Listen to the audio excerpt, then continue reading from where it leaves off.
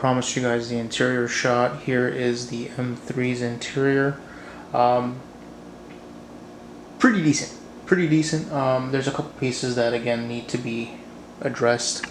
One of them is gonna be that guy. So speaker grill, I guess the one of the tweeters is looking pretty janky. Driver's side looks decent. So no issues there, no complaints. I do, however, need to redo the door panels because they've got that. They've got like the vinyl or leather peeling off of them. So I've got an issue there, and then I've got an issue over on this side here.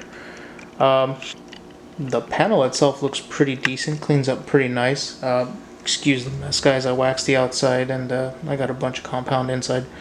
But you can see like the plastic pieces are broken there. Another thing that does and will be addressed is the rubber seal in between the side skirts and the car itself need to be updated. You can see down there that it's already broken off a piece of it. I mean, I wish the doors were in a little bit better condition. I wouldn't have to mess with them if they were. But, I mean, it's got some fading. The car has 160,000 miles on it, so naturally it's seen some drivers on the inside. On the back, a little bit of a tear. But nothing major. You can see the broken plastic pieces a little bit better here. It's just a little bit unattractive. The rest of the car looks pretty decent. I want to get those up to date. Definitely going to be doing a e-brake, shift knob, and steering wheel. And that's kind of where I'm stuck right now, guys. Is I don't know what steering wheel to go with because you have your own OMP, you have Sparco, Momo.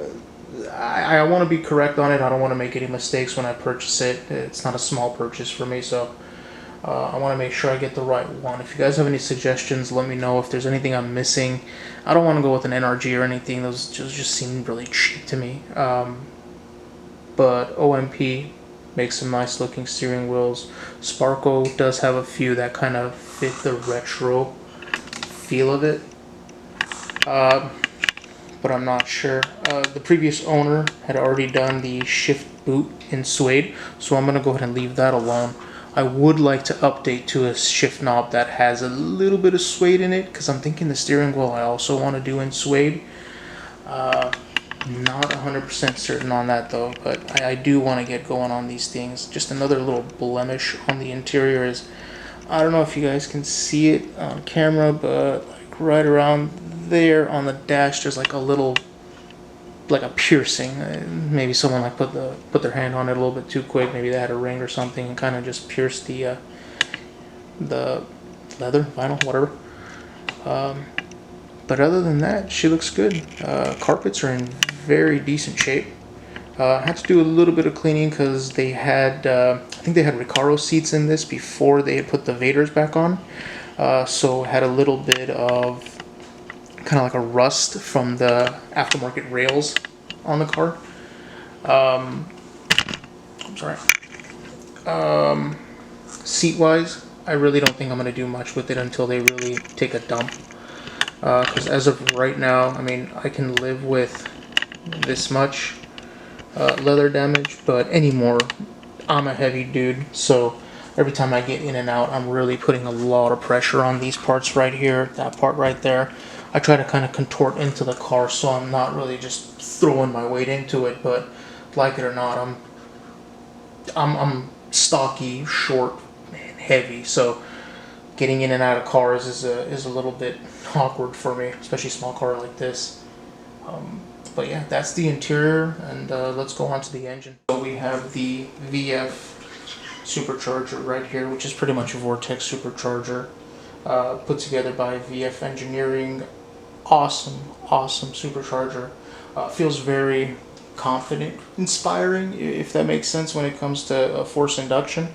Very linear power, so It's very enjoyable to drive. You could see the Fortune coilovers right there.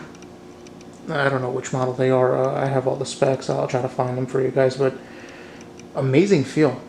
For a car that's 24 years old, for it to drive as smooth as it does and take a corner anytime you ask it to, it's really nice. I definitely got to do something about these. What is it? The ballasts, I guess, for the HID lights.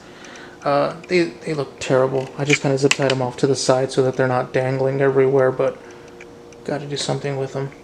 I've got the same problem, obviously, on this side. Just kind of hanging there. Not a big fan of having things just kind of rattle around, so I got to come up with a bracket for that.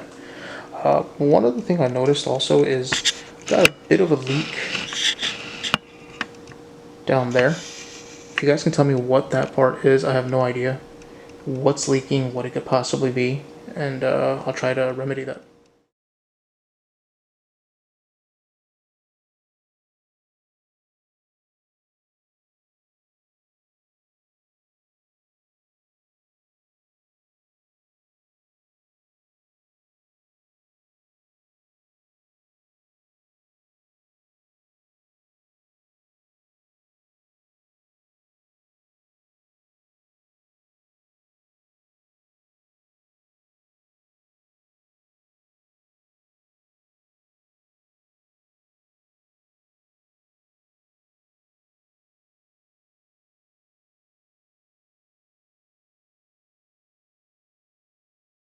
Alright guys, let's check out the passenger side. Passenger side just as clean as the driver's side.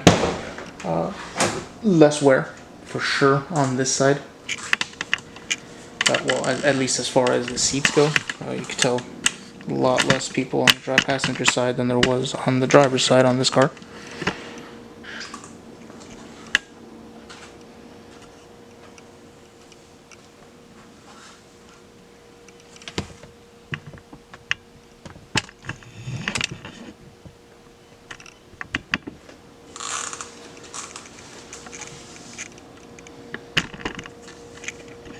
Yeah, I love this car.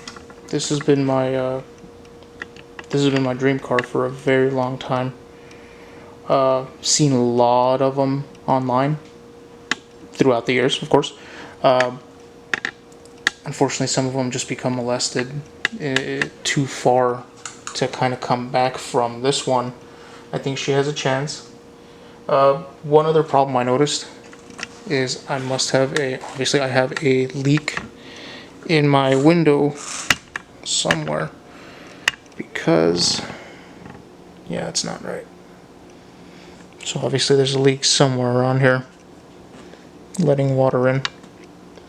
The headrest, I'm sorry, not the headrest, but the headliner has been redone on the BMW. The headliner has been, whoa.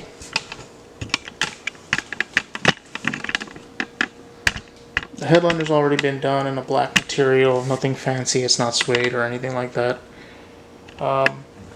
Another thing that needs to be addressed is the speaker grill in the back.